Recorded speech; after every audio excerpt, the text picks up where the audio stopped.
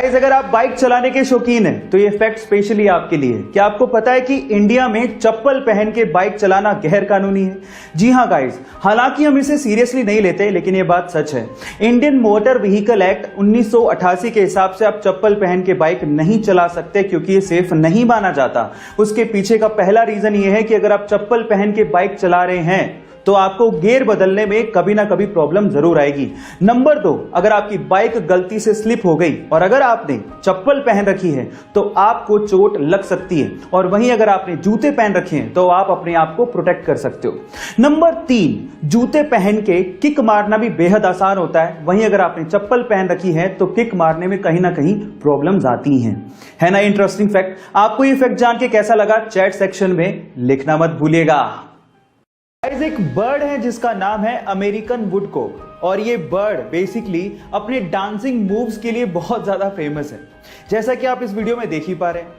But ये आपके लिए और हमारे लिए डांसिंग है, बट एक्चुअली इस बर्ड के लिए बेसिकली ये पेट भरने का तरीका है। कैसे, मैं आपको बताता हूं। एक्चुअली जब ये बर्ड रेत पर आगे बढ़ता है तो अपने पैरों पर पूरा अपनी बॉडी का वेट डाल देता है, जिसकी प्रेशर की वजह से रेत पर जो सरफेस पे कीड़े होते हैं वो बाहर आ जाते हैं। फिर क्या, उसके बाद वो कीड़ों को खाते हैं और अपना पेट भरते हैं। है ना ये अमेजिंग ट्रिक?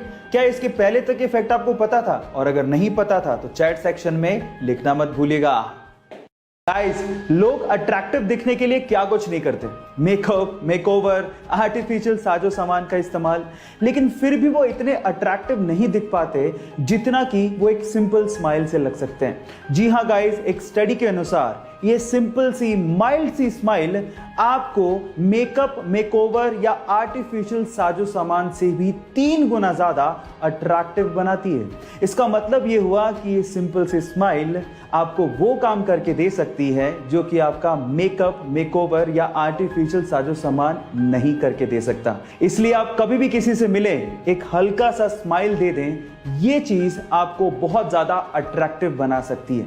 गाइस, ये इंटरेस्टिंग फैक्ट जान के आपको कैसा लगा, चैट सेक्शन में लिखना मत भूलिएगा। गाइस, जनरली आप लोगों ने देखा होगा कि जब भी हमारे यहाँ पे कोई कंस्ट्रक्शन होता है या फिर कोई रोड बनने वाली होती है और बीच में अगर कोई पेड़ आ रहा होता है तो हम लोग जनरली उसे कटवा देते हैं या काट देते हैं, लेकिन हर जगह पे ऐसा नहीं होता। जापान का एग्जांपल लेते हैं। अगर जापान में कहीं पे कोई रोड बन रही है या कोई कंस्ट्रक्शन होता है और बीच में कोई पेड़ आ रहा होता है तो वो लोग पेड़ को काटते नहीं है, इनफैक्ट वो जड़ के साथ उस पेड़ को किसी दूसरी जगह पे रीलोकेट कर देते हैं और इस तरह से वो पेड़ों को बचाते हैं, और ये हमारे इकोसिस्टम के लिए जरूरी भी है। आपको ये जापान का तरीका कैसा लगा और आपको क्या लगता है कि हमारे देश में भी ये चीज इंप्लीमेंट होनी चाहिए? चैट सेक्शन में लिखना मत भूलिएगा। गाइस, क्या आपको पता है कि फिनलैंड में एक 16 साल की टीनेज लड़की जिसका नाम है ईवा मोर्टन, उसे एक दिन के लिए फिनलैंड का प्राइम मिनिस्टर बना दिया गया? है ना अमेजिंग बात? अब ऐसा क्यों किया गया, उसके पीछे का रीजन आप लोगों को सुनना चाहिए। इतनी छोटी सी उम्र में वो लड़की ह्यूमन राइट्स, जी हां, ह्यूमन राइट्स और क्लाइमेट चेंज को लेके बहुत बड़े बड़े अभियान चला चुकी है, और इसी चीज को एप्रिशिएट करने के लिए और यूथ की इस पावर को एप्रिशिएट करने के लिए वहां की गवर्नमेंट ने इस 16 साल की टीनेज लड़की को एक दिन के लिए फिनलैंड का प्राइम मिनिस्टर बना दिया। गाइस, आपको फिनलैंड की गवर्नमेंट का इस तरह से यूथ को एप्रिशिएट करने का तरीका कैसा लगा? चैट सेक्शन में लिखना मत भूलिएगा।